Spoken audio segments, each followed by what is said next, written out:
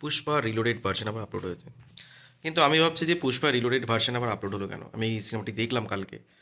সিনেমাটি দেখার পরে আমি দেখলাম যে এই সিনেমার যে কাটগুলো এখানে যখন আমরা সিনেমাটি দেখলাম, যেগুলো এখানে ডিলিট করা হয়েছিল, এই সিনগুলো দেওয়া খুবই দরকার ছিল।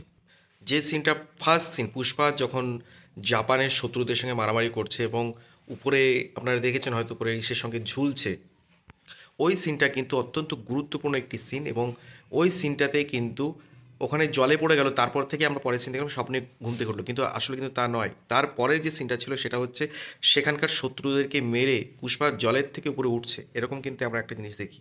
এবং তারপর সেই জাপানি শত্রুদের মধ্যে যে বস ছিল, বুড়ো করে যে একটা লোক ছিল, সেই লোকের সঙ্গে সে পুষ্পা ডিল ফিক্স করে একটি জাপানি একটি ঘরের মধ্যে বসে। সেখানে সেই বুড়ো লোকটা সে জাপানের যে গিটার, সেই গিটারটা দেখায় এবং পুষ্পা সেই গিটারের গন্ধ শোকে এবং তার কাগজের একটি নোট, বুড়ো নোট, কাগজের একটি নোট ছিঁড়ে পুষ্পার হাতে দেয়। কিন্তু পুষ্পা বলে যে এই কারেন্সি চলবে না, তারই কারেন্সি চলবে। বলে পুষ্পা হঠাৎ করে হাত কেটে একটা কাগজে তার হাতের ছাপা বানিয়ে বলবে এটা হচ্ছে পুষ্পার কারেন্সি, দিয়ে তারপর একটা ডিল ফিক্সড হয় এবং বুড়োটা হাসতে হাসতে সেটা দিয়ে দেয়। তারপরে আরও আরেকটা সিন আছে যেখানে যেখানে জনি রেড্ডিকে মেরেছিল ঘরের মধ্যে, ভীষণ মারা মেরেছিল পুষ্পা। মনে আছে তো সেই সিনটা, যখন পুষ্পার যে ওয়াইফ সেই সময় তাকে জনি রেড্ডি তুলে নিয়ে এসেছিল এবং ঘরের মধ্যে তাকে অত্যাচার করার চেষ্টা করেছিল, তখন পুষ্পা ঘরে ঢুকে সেই জনি রেড্ডিকে ভীষণ মেরেছিল। এবং সে কিন্তু তার জন্য এই সিনেমাতে কিন্তু আমরা তার সিনই দেখিনি, কিন্তু সেই জনি রেড্ডির সিনটা নিয়ে এসেছে এবং পুষ্পা তার হাতে বন্দুক দেয় এবং বন্দুক দিয়ে বলে আমাকে শ্যুট করো।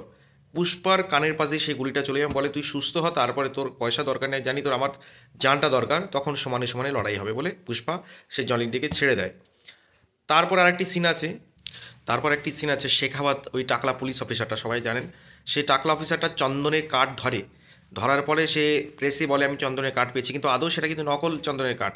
কিন্তু সেই শেখাওয়াত মিডিয়ার সামনে এক টুকরো আসল চন্দন দিয়ে বলে যে এটা আসল চন্দন, এবং ফরেন্সিক টিমও এসে সেই সেই এক টুকরো চন্দনকে ভালো করে পরীক্ষা নিরীক্ষা করার পরে বলে না এটা আসল চন্দন। কিন্তু এদিকে তার যে টিম রয়েছে, যে গ্যাং রয়েছে, সেই গ্যাংয়ে যে সিন্ডিকেট রয়েছে, তারা বলে যে তুমি তো আসল চন্দন ওদেরকে দিয়ে দিয়েছো, তাহলে আমাদের টাকা তুমি, সিন্ডিকেটের টাকা তুমি ফেরত দেবে কী করে, পুষ্পাকে বলে মিটিংয়ে।